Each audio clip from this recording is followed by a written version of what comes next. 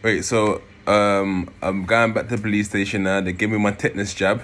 Cause I've been bitten by a dog and that. So going back to the police station, this is the worst part. They don't really tell you when you get arrested. For most people, like then you start thinking like, shit, I'm here, I'm in custody, and you're not sure. You're thinking, wow, what can I get away with? What can I say? Like you're just thinking that you wish you can turn back time and do things a bit differently. And then so I'm there thinking, oh, what idea can I come up with? And this was dumbest idea, yeah. But I thought at the time, this is ingenious. Even to the point where I got to court, yeah, I thought, you know what? I might bust it. I might bust this case on this ingenious work of mine, right? So I said to myself, all right, cool. This is what I'm gonna say. So anyway, the interviews come. So I told them, look, when I got arrested, I got arrested last month for murder. Obviously, it wasn't me. But the two detectives from Trident came to visit me and they've tasked me. They said, you know what? Can you help us solve this? So I decided to take it upon myself because they told me they can get me a football contract. I'm a footballer. So I decided that I'm going to go and try and help them get these guys. So this is a story I made up, coming up with, yeah. So I said, I heard on the streets, yeah, that the guys who done the murder, it was three guys, I can't remember what name. I used some mad up name. Blacks, Killer, and some next wild name I can't remember now. Yeah, and I said, yeah. So these guys that they're bad boys in the streets. That they're hardcore, and I've heard that it was them. So I told them that I do robberies and I can make them make money. But my whole reason why I do that, I'm trying to get more information from them. You see what I'm saying? So they're like, who's Blacks, Killer? And I'm like, you never heard of Blacks and Killer? And can't remember the first. Let's give him another name. Blacks, Killer, and Shooter. Yeah. What? You never heard of Blacks, Killer, and Shooter? These guys are mad on the road. Yeah. So that's who I done the robberies with. You need to go and find them because they held me under duress. I was trying to make them do robberies to make money. They're like, nah, you're gonna start doing this to us all the time. So they got me to go on this robbery. I didn't want to do this robbery. I was scared for my life. A young person just being killed. I don't want to be killed either. I'm thinking, this might just. I was like, okay, cool. Next day, charged. They charged me with conspiracy to rob. I've gone to court. And then they've given me, they remanded me in custody. I can't even lie. When the magistrates remanded me, he said, I thought they might give me bail. But when he remanded me, he said, you're going to jail. I started crying. I was like proper tears. Like, what the fuck? Like, I'm a footballer. Well, I was trying to help you guys. What's going on? Like, shut up, man. They sent me to Feltham. So on my way to Feltham now, I was thinking, oh, fucking hell, because when you're young, you hear that Feltham is this, Feltham is that. Like, it's mad. So I'm even forgetting that there might be people I know in Feltham. I'm just thinking, oh, fucking hell. And then while I'm on there, they're saying my name. And there's a guy that was in my school, big up Firma, Devon. He was on the same bus as me, going to the jail. Like, yo, Mo, is that you? I'm like, who's that? It's Devon, man, Firma. I'm like, yo. So I'm like, yeah. What you saying? You cool, yeah? He's like, yeah. I'm like, what's it? Because he's already been there before. Like, yeah, nah, it's calm over there, man. It's calm. I'm like, oh, it's nice, man. I said, who's there? He says, Bear Man over there, man. He said that Tiny Raver's in there, Opie's in there, Young Marv's in there, Ohms is in there. I'm like, oh, calm. That's not mine, man. And then gone to Feltham. I'm there, met the man them, got into the football team. Shout out Merckson still. He's a striker with me. Me and him were the strikers in the prison team. So anyway, I'm in Feltham doing my time. I had to go to court. I turned 21. When I turned 21, they move you to Wandsworth, innit? So that's when I was in Wandsworth now. Yeah. So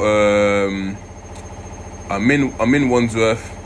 Done 3 months in there, and I got given bail. Yeah. But by this time, one of my other co-defendants, one of them got nicked at the same day. One of my other co-defendants got nicked afterwards, innit? Through cell site evidence and whatnot. But then these are the same time my younger brother started to Passer. And this was the rise of PYGs. So I wasn't too sure really who the PYGs were because I was based out in East now. So like from the younger people we knew, the one just below me, which is the Peckham kids. So they would tell me, yeah, these PYGs. I'm like, alright, cool. The new generation.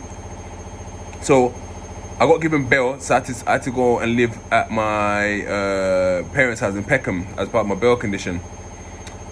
This one I'll save for another day. I'll save this part for another day because there's a whole bunch of madness that happened and like people try to run up to mom's house for my younger brother and that. But that's it. We'll get into that another day. So anyway, so I got given bail. I done 6 months. I done 6 months on remand, and after 6 months, you're meant to have your case. If your case ain't done in 6 months' time, you can apply for bail. And my football team wrote a letter and everything, and I managed to get bail.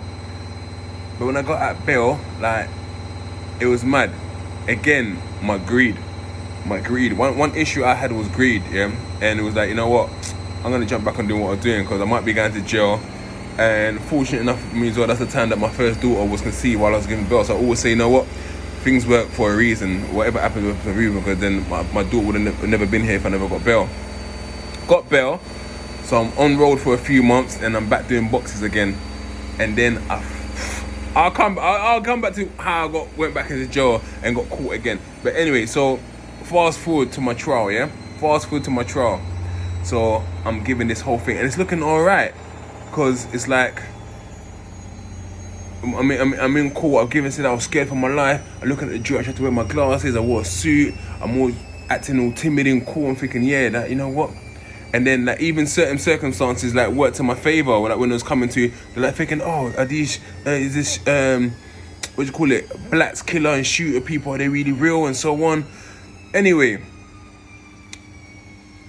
push come to shove. It's time, I'm in court, I'm going through the case. So obviously, Flying Squad are very interested, not Flying Squad, sorry, South London Press are interested in anything that ever happens, right? Are interested in anything that ever happens in, what do you call it? That ever happens in courts, right? So they came down on the day, oh, that's an interesting one. They came to report. So now, remember, I'm in court and I'm saying, yeah, that was the people I done a robbery with were killers. Their names were what do you call it? Blacks, Shadow, and Shooter. I'm scared for my life. So obviously, South London Press like, oh, this is an interesting story. So they've written it all down and published the thing. So the next day, like, I'm in my cell. They come and bust the cell door open early in the morning. I'm like, what's going on? Just before that, I had a madness with a couple of officers on the wing. Well, I had a couple of men, because I was the violence reduction rep on Wandsworth, right? I'm in Wandsworth and I'm the violence reduction rep. So I'm 21 at the time and they made me the violence reduction rep. So basically, my job is to help, keep the violence in the jail low. So shout out Jerry, old school Jerry from Peckham. I think he's in Ghana right now. He used to look after me. He was in the Femfells and the Jim Jones was on my wing as well. And from then moment, I used to run PlayStation. I used to do PlayStation, tournaments in my cell and that for a canteen and everything like that. But anyway, I had a madness with someone, and in the end, they moved me to B-Wing, and that's when I got banged up with. Before I got banged up with Mr. Brown, I told you guys about the other day, right? So I'm in the cell with one next dread man, so they put me upstairs with him, and then obviously now they knock on my door one time early in the morning, like, yo, Kasanga, because they enjoy the court with their surname. I'm like, yeah. They're like, Kasanga, come, need to chat to you. Like, yeah. They're like, well, South London Press, we've just got it, because they get the newspaper today, and there's a story about you, and we want to move you onto the vulnerable persons unit for your own safety. I'm like, what are you talking about? They showed me the article. Mate, basically saying that, yeah, Mr. Kasanga said he works for the police and he was helping catch murderers. So now my own stupid story that I made up, yeah, has caught up with me, yeah, and now it's in the South London Press, yeah. So the whole jail's about to see it come 9 a.m. So they come to my cell about 7 a.m. whatever it is.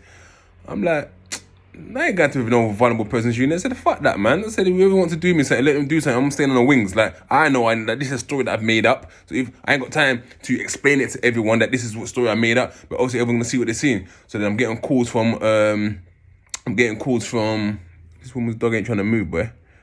Hang on, sorry, it's like just distracting me. Some woman trying to cross the road with her dog and the dog's not having it. Anyway, yeah, so what am I saying? So, so I'm like, mate, I ain't got time to be guy and explain myself to anyone. Anyone's got an issue, anyone wants to come and do something, it's on them. I'm gonna stay on the wing. No one can tell me, oh yeah, and no one's gonna come and tell me to my face, oh yeah, you're a grass, you're a snitch, because I know it's a story that I made up. So obviously, in the morning, is that Richard? Oh, hang on. Hi Richard. Is that Richard? What's going on? Yeah, I'm just here, man. What you saying? Not too bad, man. You live around there, yeah? Okay, this the guy. So I'm just doing an interview. This the guy that always scores against us. He plays for United Stand. You good though, yeah? Alright, say no more, man. Take care, brother. Yeah, man. Sorry about that, people. Yeah, so basically, anyway, I said I'm not moving, man. Fuck that, man. Anyone's got anything to say or want to do anything, it's on them, innit? So, boom. The doors open in the morning.